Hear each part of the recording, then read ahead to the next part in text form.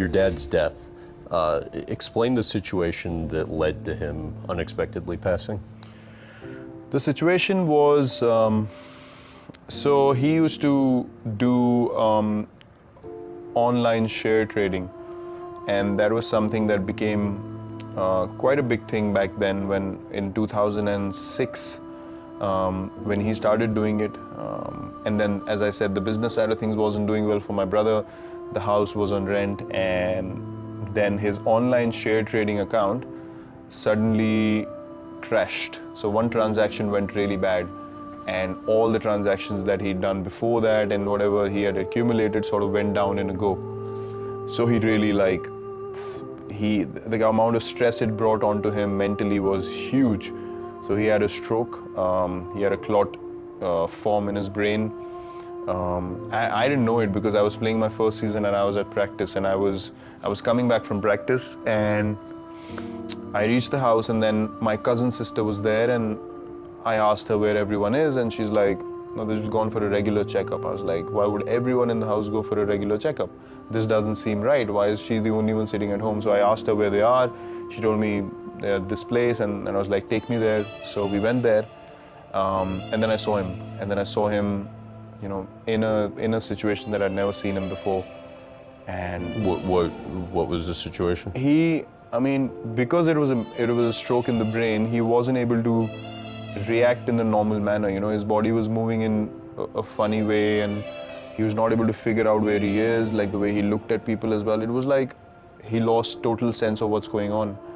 So I saw him like that, and then they took him to the operation theater, and then it was a very difficult time because they did the operation, then he came back home, and then he was in rehab, but I saw him, left side of his body got paralyzed, left side vision also got compromised, and he was just not able to communicate that well, even with the family members anymore, and you know, couldn't do anything by himself. People had to pick him up and take him to the toilet, and there he was, a self-made man. You know, he would just, in the house, if something went wrong, he wouldn't call anyone. He would just open the socket, the electric socket, and just start fixing things himself. So he was that self-made, and he wasn't dependent on anyone. So for a person like that to go through that, he couldn't handle it after a while, and then eventually after a couple of weeks of rehab, he got a cardiac arrest. And you were there? I was batting actually. I was playing a game, and we were playing one of these 4-day games, which used to happen at the first class level, and I was supposed to resume batting the next day. And this happened around 2:30 or 3 in the morning, and we all woke up and we had no idea what to do, and he was gone by the time we woke up, and I literally saw him take his last breath in front of me. And I tried to pump his chest and all that, nothing worked. And then there were a few doctors around in that area that we lived in. We went to their place.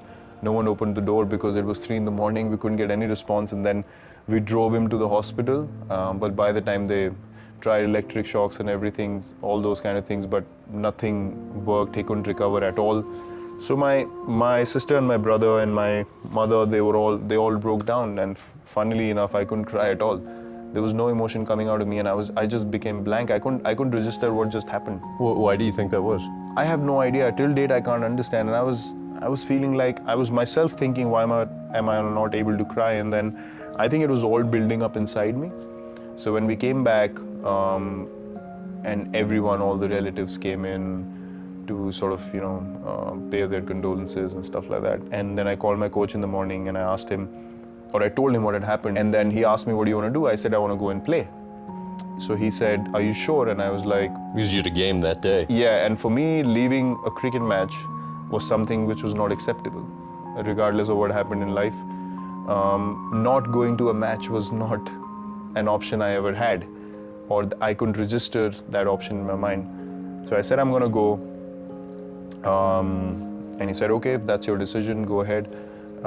So I left the house.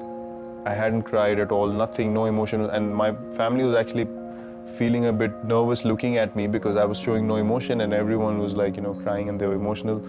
And then I went to the game, and I picked up a friend of mine again, and I told him what had happened. He thought I was joking, he didn't believe me. We kept going, we reached the stadium, and when we reached the stadium and I sat in the change room, and he told everyone what had happened. So when everyone came around me to tell me, we're sorry for you, and that's the time I really broke down, and that's the time all that emotion came out, and I don't know why. The strangest part of the whole story to me was that night when you called your coach back and you were upset. He was surprised that you weren't upset about what he would have thought it was about. You were upset about your performance in the game. I was upset because the umpire in the game made a wrong decision, and he gave me out when I wasn't out.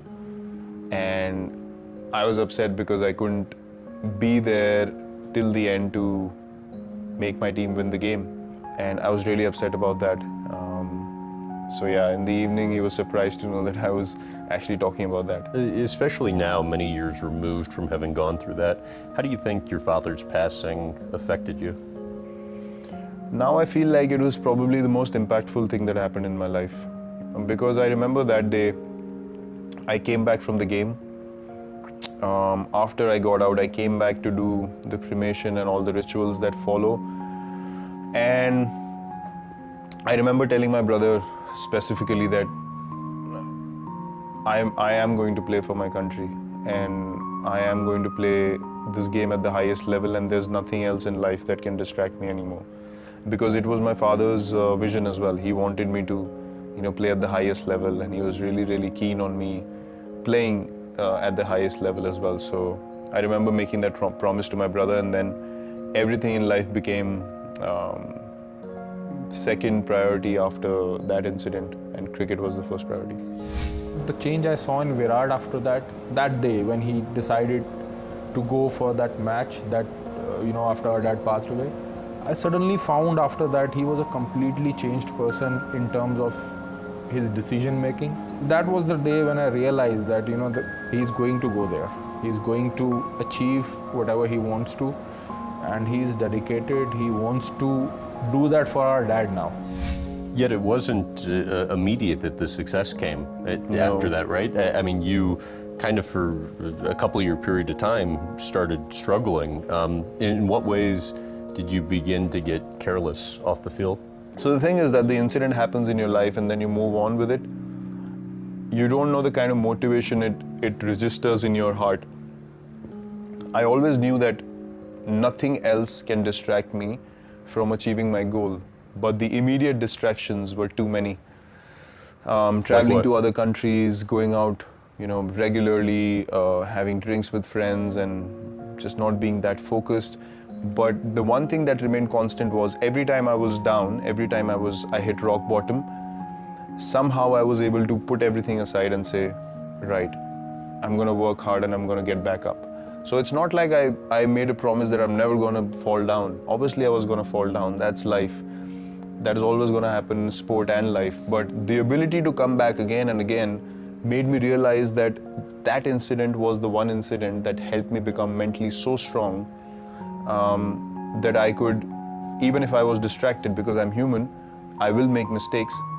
But the ability to come back up became so much more stronger. And right now I feel so grateful that I could get that strength from such a bad time in my life as well.